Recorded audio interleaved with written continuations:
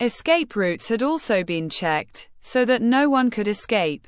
Barbara, to compensate and make me determined to get her children back, gave her forces to Mary and Derek.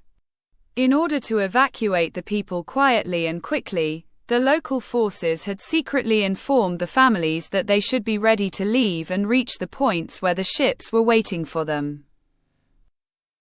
The attack had to be sudden, surprising and carried out with speed and force. Derek and Mary put their headsets to their ears. From inside the building where they were sheltering, Derek looked around. There was no movement. He looked at his watch. There was 1 minute left until 12 noon. He said into his headset, "Ships, move, announce when you arrive." A man answered, "Sure." The trailers started moving. As soon as they arrived, the container doors opened. Slowly, the crowd moved towards the trailers that were stationed at designated points.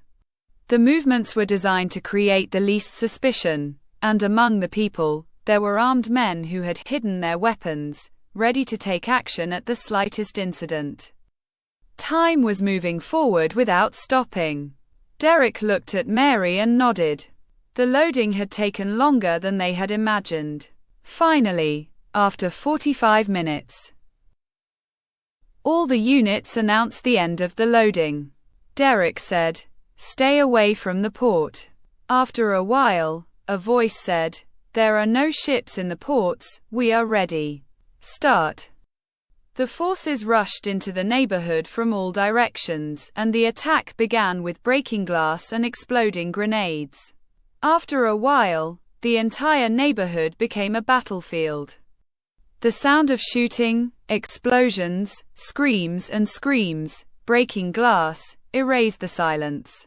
Derek, along with Mary and his companions, also entered the fight. The street-to-street, hand-to-hand fighting had reached its most brutal level. Men and women were being shot at with bullets and knives.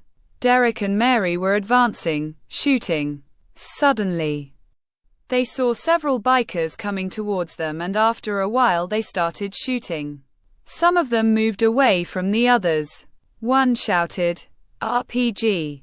Mary said, "My God. Come at full speed and take cover." The missiles were fired, and as soon as they turned behind the wall, several loud explosions occurred. The building shook violently. The sound of the bikers getting closer and closer was heard louder than before.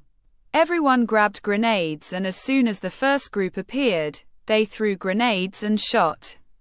A few initial explosions and then screams and several more explosions, and silence. Derek cautiously looked down the street. On the ground were bodies and burning motorbikes. But it seemed to him that more motorbikes were coming towards them. He gave the order to advance with his hand. They carefully and slowly passed between the motorbikes and bodies. When they reached the end of the wall, Derek walked towards the street. They entered it quietly. Mary said, "Where are they? Where did they suddenly disappear to?" Her gaze fell on the motorbikes next to the wall. She looked at the top of the wall. There was no one. She also looked around. Derek said, "What's wrong? What are you looking for?" "I have a bad feeling. I'm looking for ways to escape and hide. Do you think that canal is good for hiding?" Derek laughed. But with that, Mary looked around herself. On one side was the wall and the people on it, and on the other side was the wire fence that had been created after the war for protection and zoning. Some time later, they were in the middle of a relatively long street. Suddenly, a gunshot rang out and one of the men fell to the ground, hit in the right side of his head, blood flowing out onto the street. Their order was broken. They quickly looked behind and above them. They were on the roof. They all started shooting upwards and running. Several fell to the ground screaming. They had been attacked from behind. Derek gritted his teeth in anger, targeting two of the attackers behind him in the forehead. Mary also killed two of them.